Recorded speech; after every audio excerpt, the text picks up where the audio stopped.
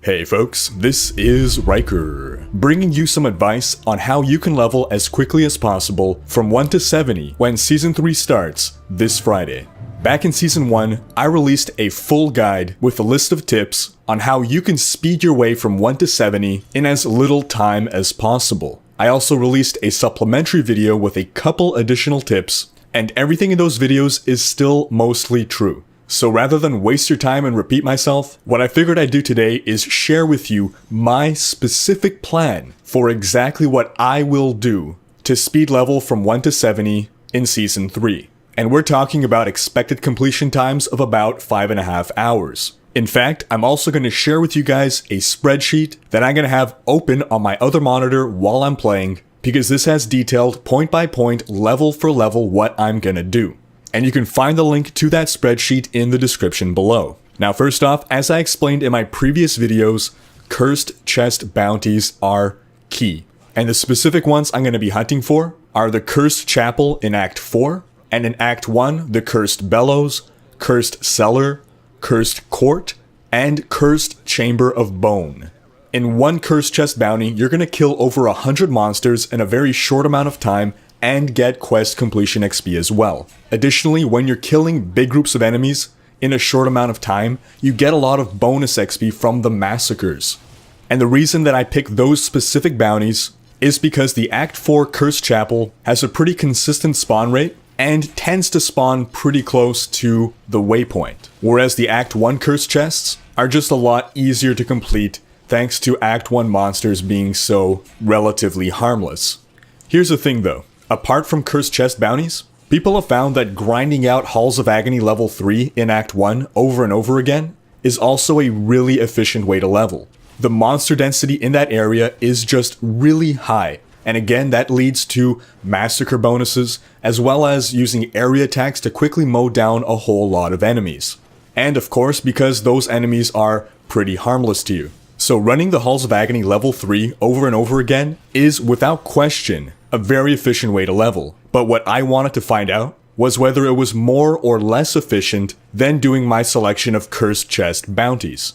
So after doing a few runs and gathering some data, I actually found that both methods turn out to be roughly the same. You see, the Cursed bounties, without a doubt, give you more XP per hour, much more XP per hour, but that's only while you're doing the bounty itself. What kills the bounties is all the time it takes to remake the games and to find the bounties. That's what allows Halls 3 to be competitive with the Cursed Chests. Halls 3 is always there. There's very little time wasted. So while you're not getting XP as quickly during a Halls run as you would while you're doing a Cursed Chest, the amount of wasted time in Cursed Chests averages them out to make them both about equally efficient at leveling up. But here's the catch. After trying both methods separately, I started trying to combine both. And what I found is that when I do both the Halls 3 runs and whatever cursed bounties spawn in the game, my leveling time actually improved by 15%.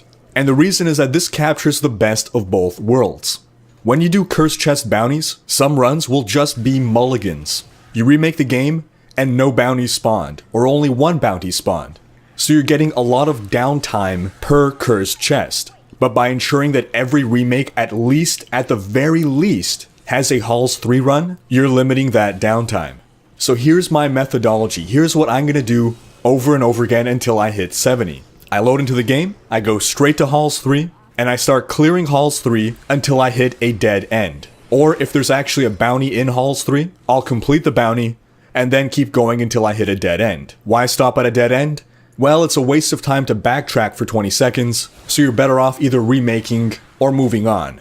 So once I've town portaled out of Halls 3, I then do my check for cursed bounties. I do whichever that spawn, I remake the game, and repeat.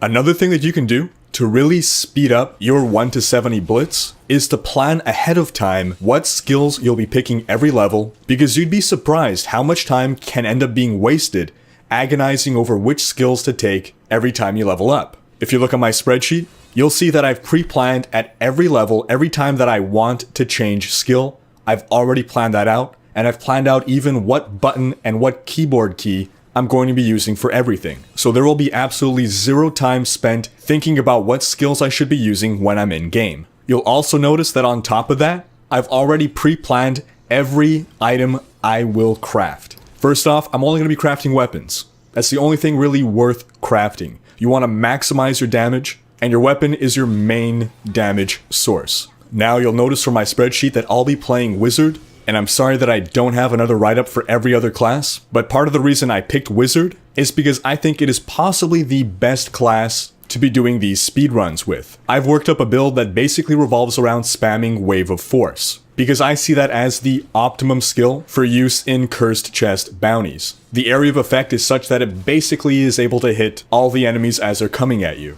So if you're using another class, try to keep that in mind. Try to keep in mind that you are going for big area damage. And really you want the focus to be on killing trash mobs, not elites and champions. Now here's a tip that you can probably carry over to other classes as well, but you'll notice that for my wizard, I'm basically only crafting two-handed weapons.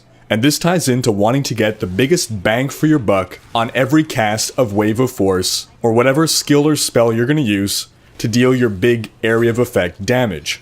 Wave of Force costs a ton of arcane power, so something you need to do when you're calculating whether a weapon is actually an upgrade or not is determine its effective DPS. You can't just look at what has the bigger number. And to get the effective DPS, you take the listed damage, that big DPS number up top, and you divide that by the attack speed. Only upgrade to weapons that have higher effective DPS. Faster attack speed doesn't benefit you if you have run out of resource and can't cast Wave of Force. Next up, real quick, if you're doing single player, you want to hire the Templar. He'll give you a ton of additional survivability, which means you can keep speccing as a glass cannon, plus his indispensable skill makes you recharge resource much faster, which subsequently enables you to deal a lot more damage. And leveling up the Templar is real easy, always pick the left skill. Another thing you'll note, I wrote ABCR, always be combining rubies. For the most part, crafting other gems probably won't be worth your time, but rubies really are, especially a ruby in the helm, and if you can get a solid weapon with a good enough ruby in it, that could be a sizable damage increase. Lastly on the spreadsheet, you'll see the mental checklist that I go through in order to determine within a fraction of a second whether an item is an upgrade or not. You can waste a ton of time agonizing over whether a certain piece of gear is an upgrade or not. But it gives me more toughness, is it worth it? I don't know. Look, it's real simple. The table looks complicated, it's really not. The most important things to gear towards are damage and plus XP. Killing stuff faster makes you gain XP faster. And for the most part, you'll be playing on hard difficulty, so survivability really isn't an issue. First question, does it increase my DPS? Yes or no? If yes, does it have more plus XP on it than my current gear? If yes, is it a helm or a weapon? If yes, it's a helm, don't give up a helm with a socket for a helm without a socket. Otherwise, equip it. And that's because you want to put a ruby in your helm. Helm rubies give you XP boosts. If it's a weapon, make sure you factor in socketed rubies. Remember to hold shift when you compare items to compare them without sockets. And also make sure you're comparing effective DPS. If the weapon is still an upgrade, equip it. Otherwise, if it increases your DPS, if it does have more XP than your current gear, and it is not a helm or a weapon, then equip it, no questions asked. If it increases your DPS, but it does not have more plus XP than your current gear, ask yourself, is it a helm or a weapon?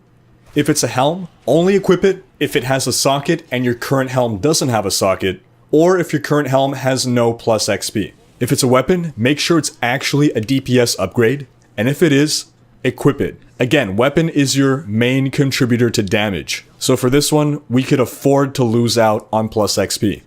If the item increases your damage, but does not have more XP than your current gear, and is not a helm or a weapon, ask yourself if it has any plus XP on it at all. If it does have more plus XP than your current gear, only equip it if it increases your damage by at least 5%. And if it doesn't, only equip it if it increases your damage by at least 10%. Now, if it does not increase your damage, ask yourself, is it a helm or a weapon? If it is a helm, and it has a socket, and your current helm does not have a socket, then go ahead and equip it, otherwise trash it. If it's a weapon that doesn't increase your damage on mouse over, make sure that you factored in socketed rubies and effective DPS into your calculations. If it still is not an upgrade, trash it. Now, if it's not a helm, not a weapon, and it does not increase your DPS, ask yourself, does it decrease my damage by less than 5%? And does it have plus XP gear? If no, trash it. If yes, ask yourself, does your current gear have plus XP on it? If your current gear does, then trash the new item. If your current gear doesn't, then equip the new item. Now I recognize this all sounded very complicated, and the table looks very intimidating. Ideally, you'd like to have this in flowchart format, but really, it is super simple once you have it in your mind. You're going to be able to do this in a second upon mouse over. Bam, is a DPS value red or green? Bam, does it have plus XP? That's basically the two checks you're going to be doing in 90% of the situations. Alright, one last tip, and this is going to be about how you proceed through Halls of Agony killing stuff. And these are tactics that you can apply as well, and in fact should apply as well, in your rifting and greater rifting. And it revolves around a tactic called pulling, otherwise known as bus driving or dragging a train. And what it really boils down to is that you don't want to waste a big area of effect power, a big usage of your resources on just a couple enemies. You always want to be maximizing the amount of damage that you do. Now the spell you cast only does X amount of damage, but it does X amount of damage to every enemy that it hits. Therefore, to maximize the amount of damage you do, what you really need to be doing is maximizing the number of enemies you're hitting at once. So when you're running through halls, you are not going to be stopping to kill a straggler here, a straggler there. You're looking to hit at minimum 3 enemies at once with an area of effect power, and preferably even more than that. It's not worth your time to stop to kill a couple enemies. So this is where pulling comes in. And for halls runs, this will mostly take the form of pulling champions and elites. You don't want to stop to kill champions and elites. You're gonna pull them along with you. Once you aggro them, or basically once they just see you, you're gonna keep walking on to the next group of enemies. And you're gonna kill that next group of enemies, but you're gonna try to position yourself such that you're hitting the group of enemies and the champions as well. You don't wanna just waste damage on the champions. Make sure that that damage is encompassing a pack of new whites as well as the enemies you're pulling along with you. Again, you want to be minimizing wasted time and making the most out of every second of game time, every use of resource, every attack. That wraps up this guide. Thanks for watching. Leave a comment letting me know what class you plan on maining for Season 3. Check out these other videos, and if you enjoyed this one, share it with friends, leave a comment, hit like, and subscribe to join Riker's Raiders.